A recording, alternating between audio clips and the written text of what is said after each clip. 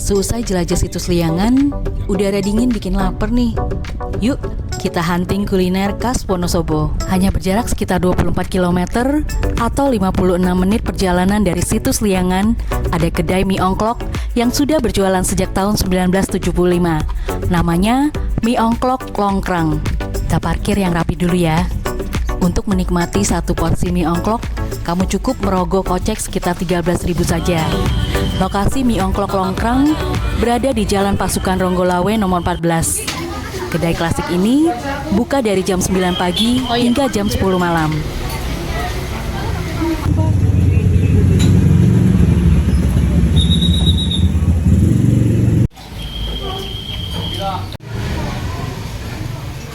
Ini satenya. Ini tadi dia bilang Ini sapi, ini ayam. ini sapi. Yang ini ayam. Tempe kemul. Ini tempe kemulnya. Mie ongklok satu ini jangan teman-teman lewatkan. Kuah kental gurih, wangi ebi, dan punya rasa rempah yang unik dan sedikit rasa manis. Apalagi dimakan bareng sate sapi, rawit potong, dan tempe kemul. Maknyus banget teman-teman. Kedai ini nggak pernah sepi nih kelihatannya. Ini antriannya saja sudah ada yang sampai 200. Ya, makasih.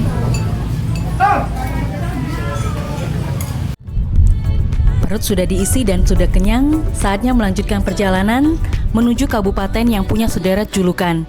Di antaranya Kota Knalpot, Kota Perwira, dan Kota Rambut Palsu. Kira-kira kota apakah itu? Ini nggak sengaja lihat struktur lawas yang ternyata dulunya jembatan bekas rel kereta api nonaktif yang melintang tepat di atas ruas Jalan Nasional Banjarnegara, Wonosobo. Turut Dusun Banaran, Desa Kali Erang, Kecamatan Selomerto, Kabupaten Wonosobo. Berada di depan Gor Watugong dengan tinggi kurang lebih 4,8 meter. Jembatan ini sudah berusia tua, bahkan disebut-sebut dibangun sejak zaman Belanda.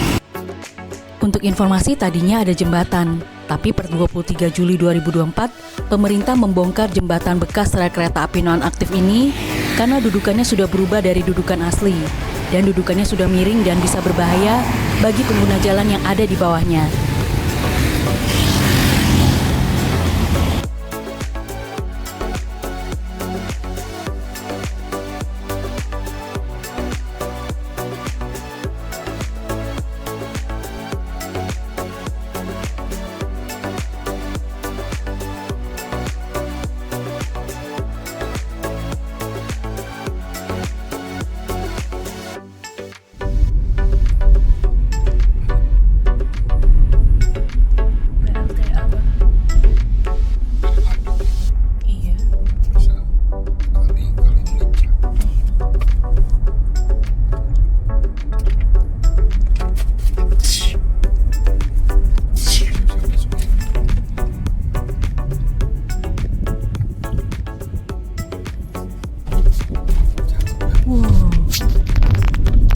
Besar banget alirannya.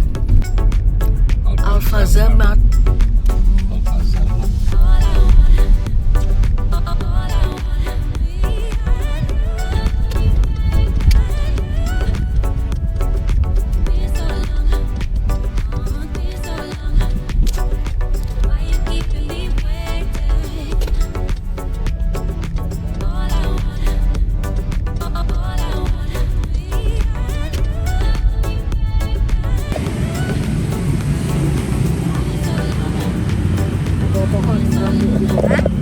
Makannya di bawah pohon.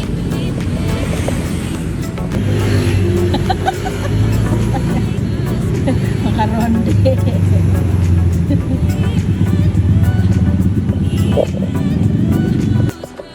Malam ini kami menginap di Braling Grand Hotel Purbalingga. Masih satu grup dengan Azana Hotels Collection. Kami dapat kamar dengan kasurnya twin bed. Baru kali ini nemu hotel yang ada disediain guling nih. Ini kamar mandinya nih. Ada wastafel, handuk, shower, toiletrisnya lengkap ya. Ada lemari, gantungan baju, juga ada TV flat, AC sentral, pokoknya nyaman nih ruangannya. Selamat pagi dari Purbalingga. Hari ini hari terakhir kami liburan. Mau kemana aja hari ini kira-kira ya? Ikutin terus perjalanan kami.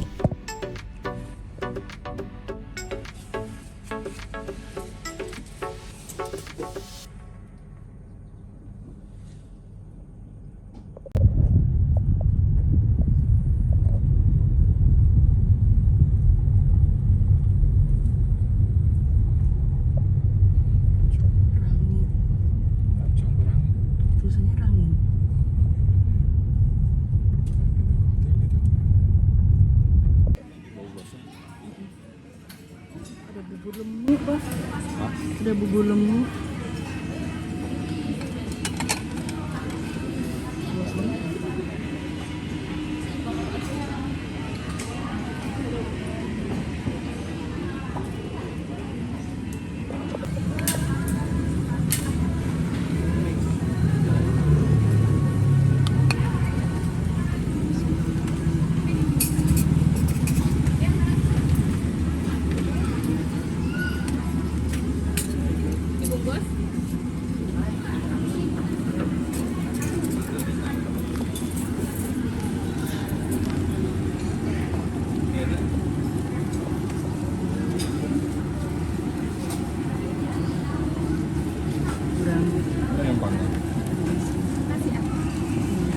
Ini kan udah ada harganya gitu. Ada garam asam.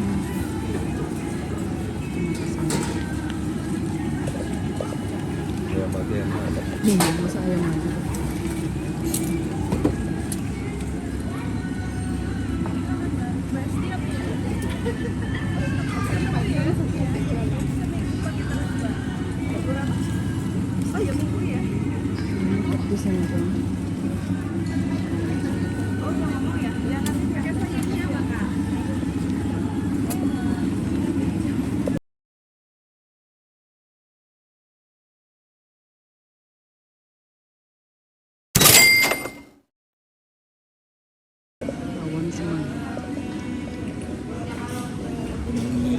Udang ini.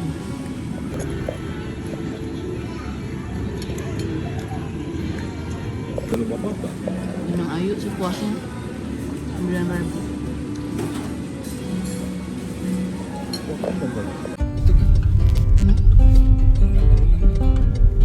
Selesai sarapan pagi dan check out dari hotel, kami melanjutkan perjalanan untuk ke Cagar Budaya yang ada di Purbalingga. Yang pertama, mampir Cagar Budaya Kerkhof Purbalingga. Statusnya adalah hutan kota di bawah pengelolaan dua dinas. Dinas Lingkungan Hidup untuk pengelolaan tanaman di lahan seluas 3.810 meter persegi. Kemudian, untuk makam-makam Belanda ini masih di bawah pelindungan Dindikbud. Bagian besar yang dikubur di Kerkhof Purbalingga adalah warga sipil Belanda dan keluarganya yang meninggal di kota perwira ini. Mereka adalah pegawai perusahaan-perusahaan swasta milik Belanda seperti pabrik gula yang terletak di Kelurahan Bojong dan pabrik tembakau di Kandang Gampang.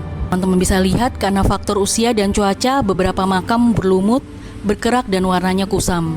Banyak batu nisan yang terbuat dari marmer juga sudah sangat aus, sehingga tulisannya agak susah dibaca. Pada Kamus Besar Bahasa Indonesia, Kerkhof artinya kuburan orang Belanda. Kerkhof merupakan serapan dari bahasa Belanda, yakni Kerkhof, yang tersusun dari Kerk bermakna gereja dan Hof bermakna halaman, sehingga Kerkhof bermakna halaman gereja. Istilah inilah yang merujuk kebiasaan orang Belanda zaman dulu untuk memakamkan sanak familinya di halaman gereja. Ada salah satu makam yang sangat mencolok. Ini bentuknya unik banget dan tampak paling artistik. Makam Dale Wilhelmina Hof. Ia adalah bayi berusia 1 tahun, dilahirkan pada 1893 dan meninggal 1894. Nomor registrasinya ke-69. Bentuknya adalah seperti tiang yang terputus, yang biasanya menandakan kalau orang ini adalah orang yang meninggal usia muda dan maknanya terputus dari kehidupan di dunia dan simbol duka. Lanjut jelajah SMP Santo Boromeus Purbalingga. Pertama kali bangunan ini digunakan sebagai ILS atau Sekolah Dasar Eropa pada zaman kolonial Hindia Belanda. ILS hanya diperuntukkan untuk keturunan Eropa, keturunan timur asing, atau pribumi dari tokoh terkemuka, dan menggunakan bahasa Belanda sebagai bahasa wajib dalam proses belajar. Pada tahun 1968, SMP ini berganti nama menjadi SMP Santo Borromeus dengan singkatan BM.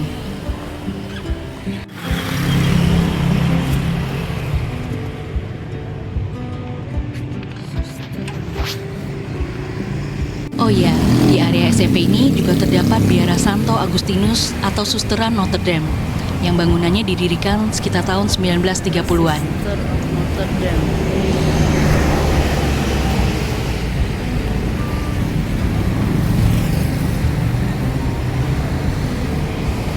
Susteran Notre Dame.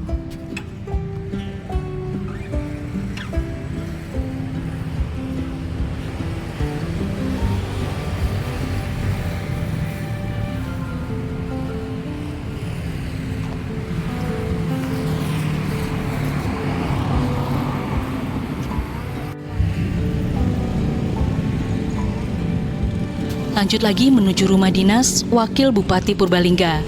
Dulunya adalah ex-Kawedanan Purbalingga. Kawedanan Purbalingga. Udah jadi bangunan cagar budaya. Di sini. Masih.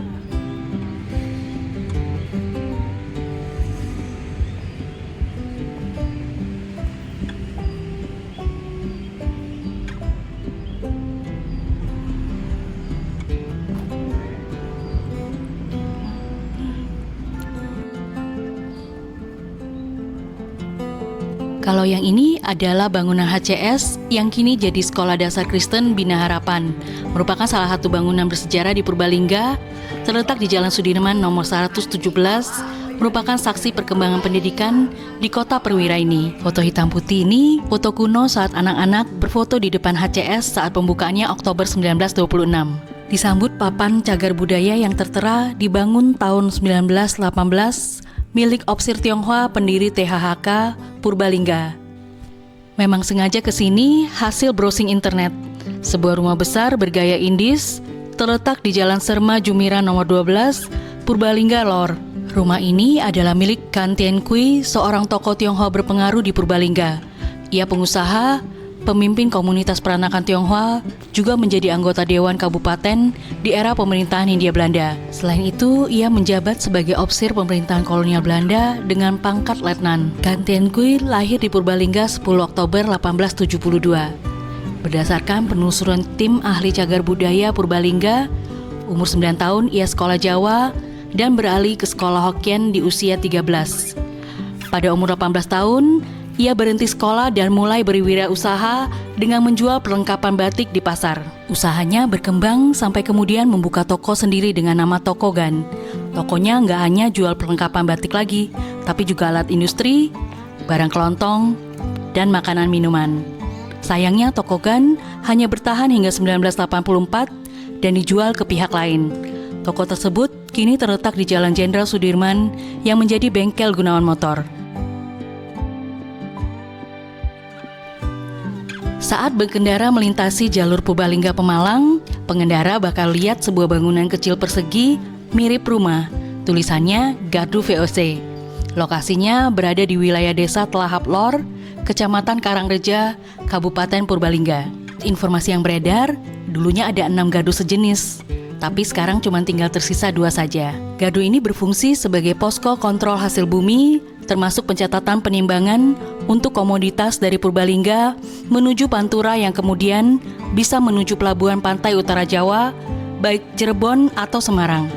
Wilayah Purbalingga yang saat ini Kecamatan Karangreja, Bobotsari, Karanganyar, Kartanegara, Merebet, Bojongsari dan sekitarnya merupakan sentra komoditas perkebunan seperti kopi, teh, tembakau, nila, dan indigo. Kotak itu berapa gram kira-kira Mbak? Yang 18.000 tadi? 18 itu setengah. Oh setengah. Setengah kilo. Setengah kilo. Ini baru goreng ya? Ya. Ini ori ya? Tengah yang apa? Yang ini ori yang ini durian. Oh itu durian. 2 rasa doang ya? Iya.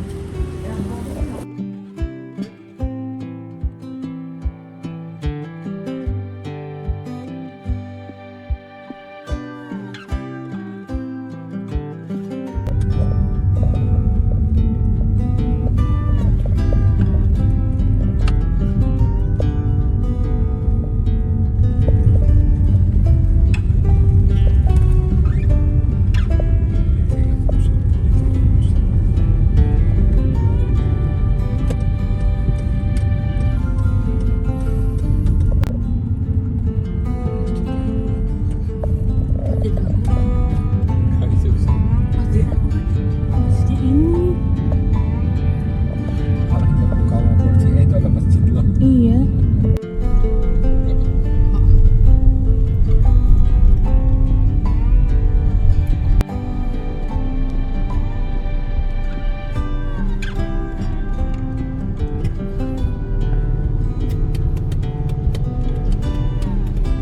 Sore, tahu apa? Aci ya? Tahu aci.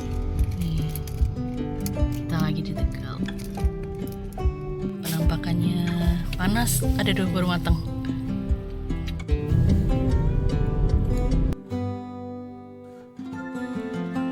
Usai sudah rangkaian perjalanan road trip kami.